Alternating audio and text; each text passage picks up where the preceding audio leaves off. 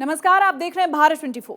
Bharatiya Janata party के सदस्य और आगरा से 17वीं लोकसभा के लिए चुने गए मोदी सरकार के कानून और न्याय मंत्रालय में राज्य मंत्री एसपी सिंह बघेल से कई मुद्दों पर भारत 24 के संवाददाता सुमित अवस्थी ने बातचीत की है, जिसमें धारा 370, मिशन 2024 और आगामी चुनावों में फिर से भाजपा को बहुमत के बारे में बातचीत की गई। इस कार्यक्रम के दौरान और क्या कुछ कहा एसपी सिंह बघेल ने, सुनवाते हैं आपको।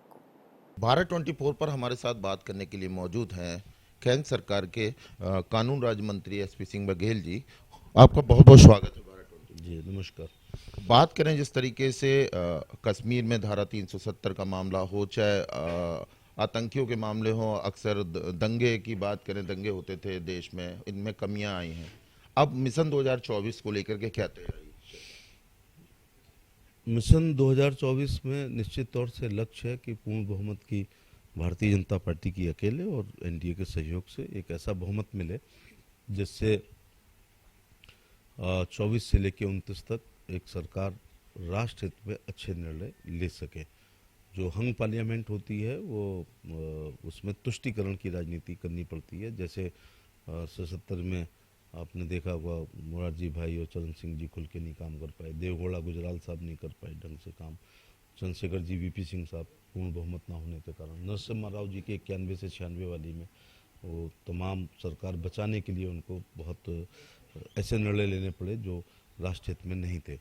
तो इसलिए मिशन 2024 में एक बार नरेंद्र मोदी जी के नेतृत्व में पूर्ण बहुमत की सरकार बनाई जाए, जिससे जो छोटे मोटे काम अभी बाकी हैं वो भी किए जाए। इसके लिए लगातार सब लोग प्रयासरत हैं। केंद्र सरकार की कल्याणकारी योजनाएं, राज्य सरकारों की जहां भाजपा है, विशेष तौर से उत्तर प्रदेश में कल्याणकारी योजनाएं, उत्तर प्रदेश का लॉ एंड ऑर्डर और ख़ास तौर से बूथ अध्यक्ष से लेकर राष्ट्रीय अध्यक्ष परिश्रम की पराकाष्ठा से जो पसीना बहा रहे हैं 2024 में उससे कमल खिलेगा।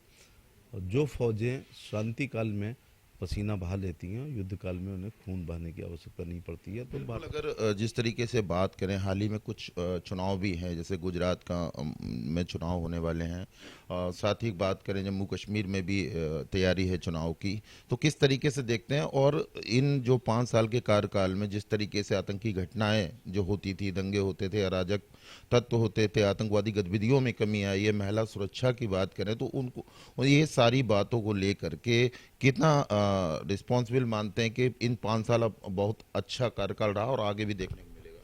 निश्चित तौर से 14 से 19 बहुत अच्छा रहा, 19 से लेकर अभी 22 तक ये मैं कह सकता हूँ कि जैसे गुप्त काल भारत का स्वर्ण युग था, ऐसे ही मोदी काल जो है वो आज़ादी के बाद भारत का स्वर्ण युग है, जिसमें लॉ एंड ऑर्डर बहुत अच्छा है। भेड़ और शेर एक घाट पे पानी पी सकते हैं।